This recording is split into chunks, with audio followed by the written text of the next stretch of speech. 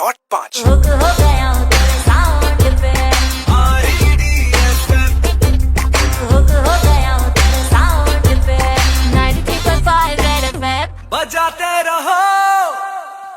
Super hits 93.5 red FM पर मैं मधुमिता और आज हमारे साथ कोई खास है इस शो में और वो है directly from Nepal. He is from the embassy of India और केंद्रीय विद्यालय में इंडियन कल्चर को समझाने के लिए वो वहां पर पढ़ाते हैं और आज हमारे साथ वो क्या बताने वाले हैं। Of course the board examinations are on the way और बोर्ड एग्जाम में कैसे तैयारी करें बच्चों के लिए ये स्पेशली है, स्पेशली जो 10th और 12th के एग्जाम्स देने वाले हैं। तो आज सबसे पहले सुशील जी का हम स्वागत करते हैं। आप अपने बारे में खुद बताइए सर।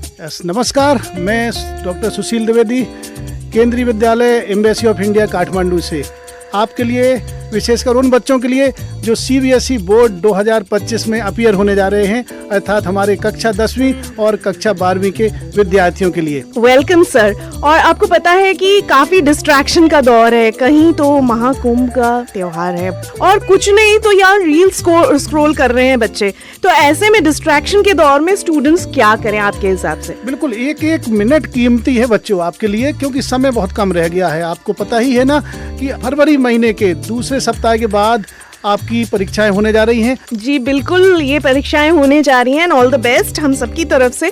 बट सर, क्या चेंज ऑफ अप्रोच होगा इस बार बोर्ड पेपर्स में? आप कुछ बता सकते हैं क्योंकि आप एजुकेशन डिपार्टमेंट से जुड़े हुए हैं। सबसे बड़ी बात है कि जो अब पेपर आने वाला है बच्चों आपके लिए, वो कुछ अलग होने वाला है, क्योंकि पहले जो आप पेपर हल करते आए हैं वो सीधे सीधे प्रश्न पूछे जाते थे, लेकिन कक्षा 10वीं के बच्चों के लिए लगभग 50% प्रश्न उनके प्रश्न पत्र के क्वेश्चन पेपर के कॉम्पिटेंसी बेस्ड अर्थात क्रिटिकल क्रिएटिव थिंकिंग, मतलब अब केवल रटने से काम नहीं चलने वाला है, आपकी थिंकिंग स्किल देखी जाएगी। कक्षा 12वीं के लिए 40% के आसपास प्रश्न कॉम्पिटेंसी बेस्ड मिलने वाले हैं, अर्थात वो प्रश्न होंगे मल्टीपल चॉइस क्वेश्चन या रीजन असर्शन वाले होंगे या केस बेस्ड स्टडी वाले होंगे, अर्थात आपको अब सब्जेक्ट की समझ होनी चाहिए। तो रट्टा नहीं कर सकते आप। बेसिकली आपने बताया क्रिटिकल एनालिटिकल थिंकिंग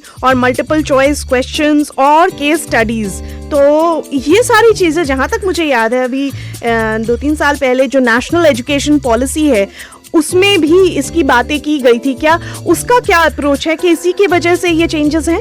बिल्कुल मधुमिता जी, राष्ट्रीय शिक्षा नीति 2020 जो लाई गई और उसको धीरे धीरे स्टेप बाय स्टेप अब इम्प्लीमेंट किया जा रहा है, उसी के मद्देनजर ये प्रश्न पत्रों में पाठ्यक्रम में बदलाव किए जा रहे हैं।